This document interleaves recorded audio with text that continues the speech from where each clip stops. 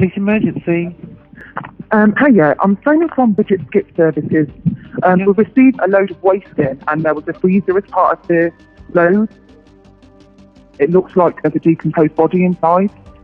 Someone's died and the body has been concealed. Who would do that? Why? A search of the skipyard records shows that the freezer was dropped off by a council removal team. Obviously, the freezer had defrosted. The body had been removed, so all that is left is a putrefied body, which would indicate that it's been there for some time. Any sort of evidence that's there, you don't want to miss it. You want to get everything that you can to get justice for the person. Detectives have been trying to track down the last resident of the flat, where the freezer was removed from.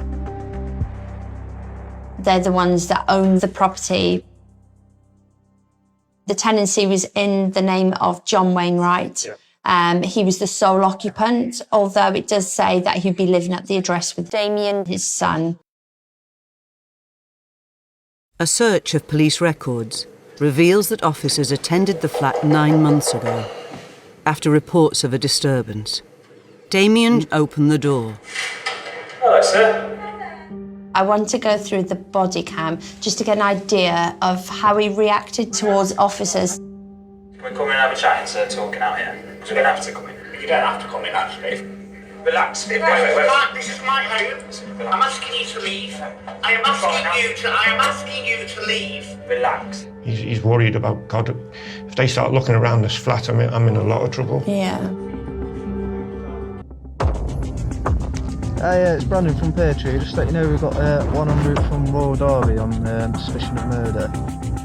In the neighbouring county of Derbyshire, homicide detectives have located key suspect.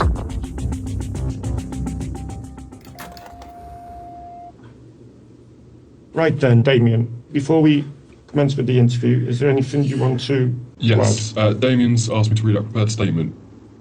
I have known John Wainwright for 27 years. Throughout that time, he has acted as a father figure to me. John Wainwright suffered from dementia, and I was his registered carer from 2015 onwards. John Wainwright passed away from natural causes in September 2018. When I discovered the body, I was overcome by grief. Without thinking rationally, I put his body in the freezer. I think I'm just not ready to let him go. The more time that passed, the worse it got, and I couldn't bring myself to report it to the authorities. I did not harm him in any way or play any role in causing his death. Damien's admission means John Wainwright's body was concealed in the freezer not for 9 months, as police thought, but for nearly 2 years.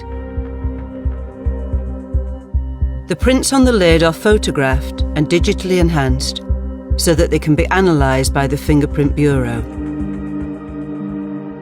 Fingerprint expert Claire Lynch will compare the print to those taken from John Wainwright at the post-mortem.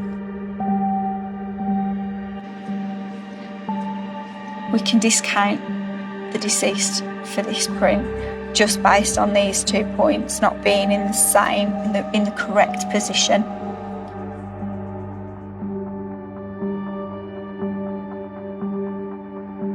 None of the fingerprints that we had on the inside of the freezer lid belonged to the deceased.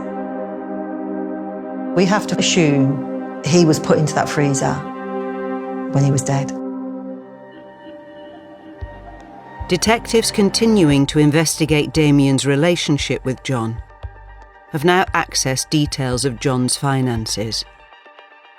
A lot of small transactions, £15, £20, etc.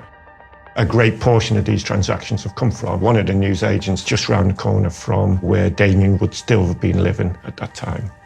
There's a total of over £17,000.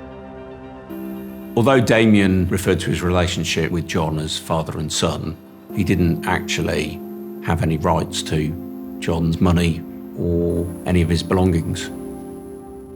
This is the computerised record for the purchase of the chest freezer. The freezer was ordered on the 25th of September. Alarmingly, that would coincide to when the Facebook entries are made, when Damien's saying that John's died. That freezer was purchased on the 25th of September. That's the same day John's died. I'll tell you that there's a motive for not reporting. There isn't, no. There is. There isn't. Damien doesn't seem to have any job or income.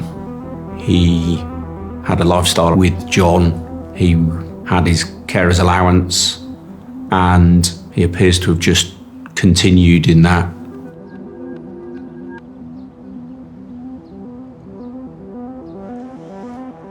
With all forensic examinations completed, the pathologist meets with the police forensic team to review his conclusions on John's cause of death. Within the limits of what we've had to work with, major findings of note are he has fractured right cheekbone, he has fracturing of his nose more to the right side. The further work on those show that they could be caused by some sort of heavy fall. Cause of death unascertained.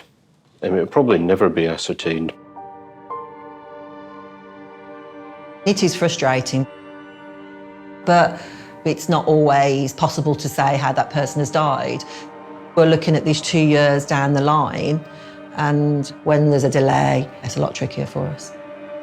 At the end of the day, you can't go for a murder charge when you haven't got the evidence in front of you.